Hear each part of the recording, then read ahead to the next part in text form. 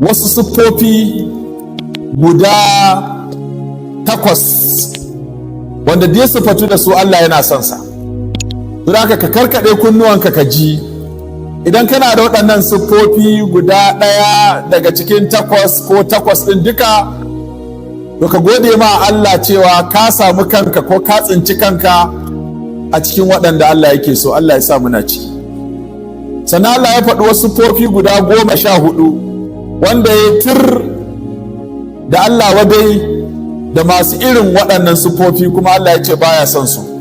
So ka yi ƙoƙari ka kauce ma irin waɗannan siffofi da Allah ya bayyana wa duniya a littafinsa mai tsarki cewa baya son masu irin waɗannan siffofi, baya son masu irin waɗannan halaye. Don haka Allah ya tsare mu.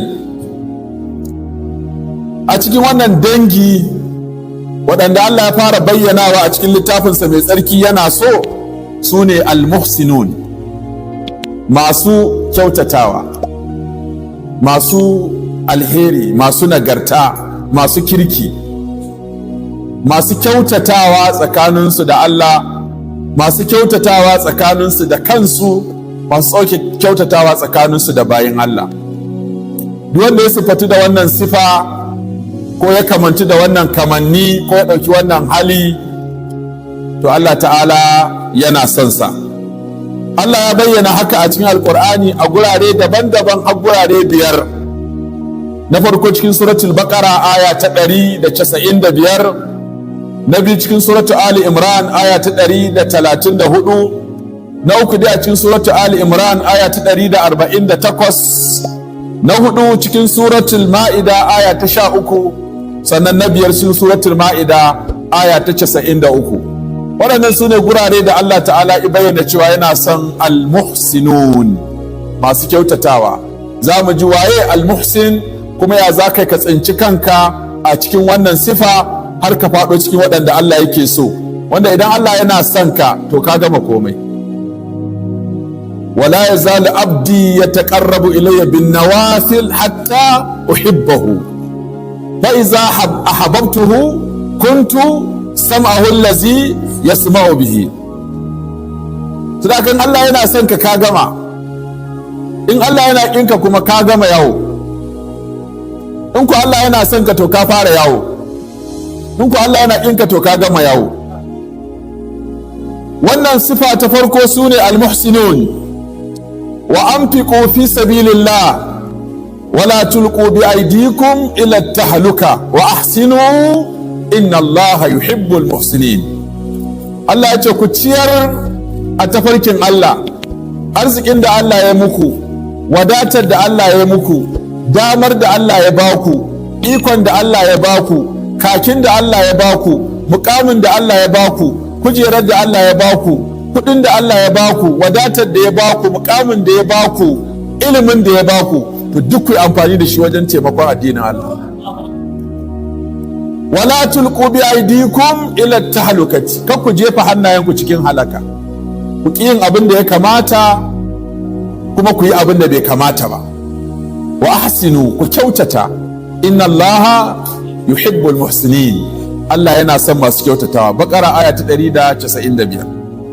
Tana cikin suratul Ali Imran 134 yace allazina yunfiquna fis sarra'i wad dharra'i wal kadhimina al ghayza wal 'afina 'anil nas wallahu yuhibbul muhsinin.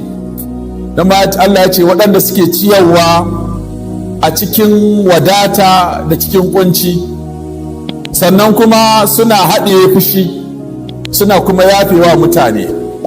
Allah yana son masu kyautata. Wal ya'fu wal yasfahu. Ala tuhibbuna an yaghfira Allahu lakum wa in tasfahu wa in ta'fu wa tasfahu wa taghfiru. In ta'fu, afuwa shine kada ka wa mutum komai don ya cuce ka. Safu kuma kaka zarge shi akan abin da yi. Taghfiru kuma ka ce ka yafe masa. To sai Allah ta'ala yana son zaman lafiya, ce a dinga yafewa juna. Allah da ya halicce mu ya san halin mu. To akwai masu kyautatawa, akwai masu munanawa, akwai masu fada, akwai masu hassada, akwai masu keta, akwai masu mugunta, akwai masu sharri, akwai masu kaza. Sai ce khuzul afwa wa amur bil urfi wa a'rid anil jahilin. Shi ake kira akhlaqul kibar. Akhlaqul kibar an ta'fuwa amman zalamaka, an ta'fuwa amman zalamaka, ka yafe wa wanda ya cuce ka. Wa tasila man qata'aka, ka jema wanda yanke maka. Wa tu'tiya man haramaka, ka ba wanda ya hana ka. Waɗannan halayen ba za ka iya siffatuwa da su ba sai ka kai ƙarshe a daraja a addini. An ta'fu amman zalamaka, wanda ya cuce ka ka samu iko ka ce na yafi. Yafiya ga wanda ya zalunce ka, bawa wanda ya hana ka, ba bawa wanda ya baka ba. Wannan dama ana yi, kowa ma yana yi, ba wanda ya baka.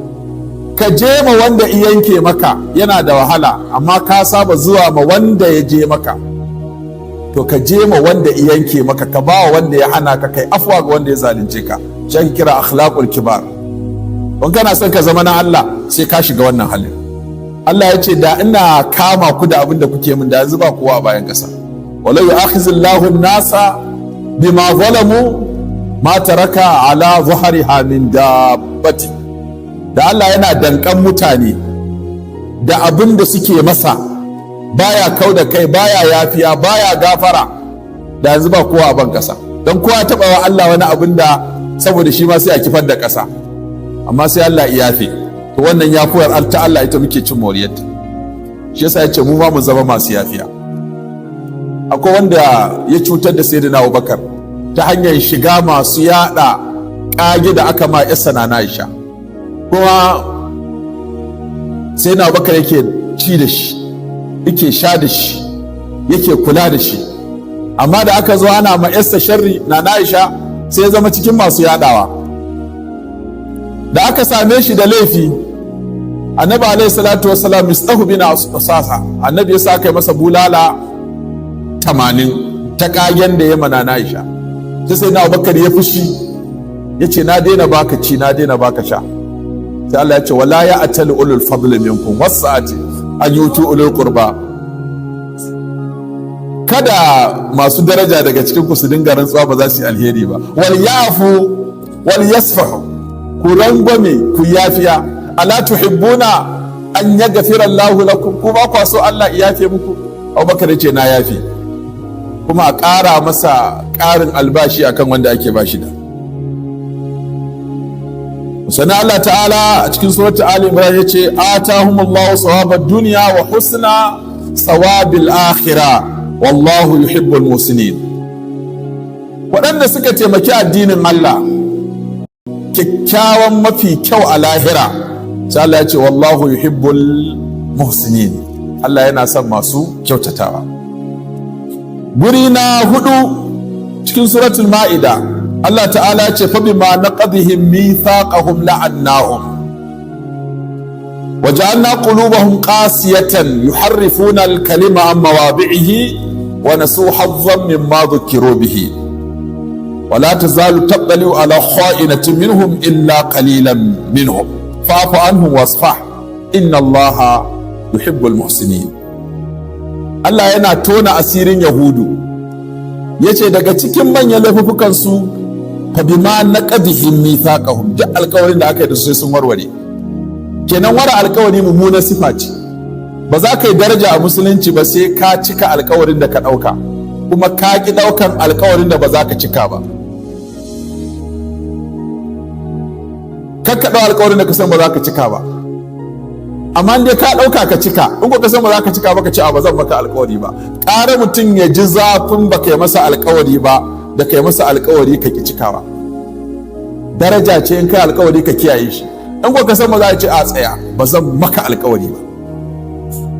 Kowa ya ce wane ne maka alƙawari, a ce ya ce to zai cika. To ka kai ƙoƙari jama'a su maka shaida da cewa in ka ɗau alƙawari kana cikawa. Har a kai da cewa wane ne ya yi alƙawari, an ce ya ce to zai cika.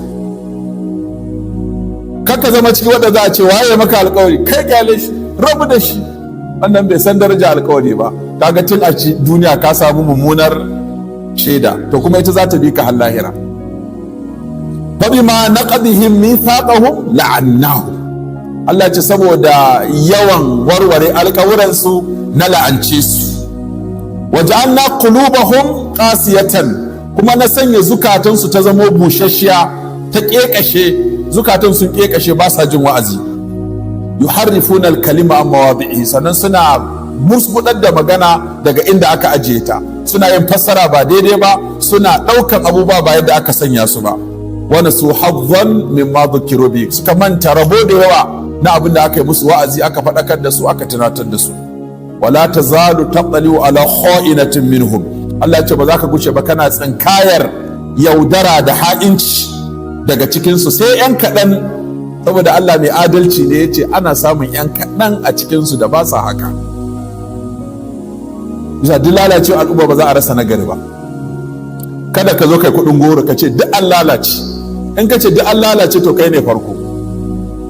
ka ce an lalace amma ba a rasa riga a menene nono a riga. Allah ce fa'fu anhum, kai musu afuwa, wasfah, ka kauda kai, kai rangwame. inna Allaha yuhibbul muhsinin, Allah yana son masu kyautatawa.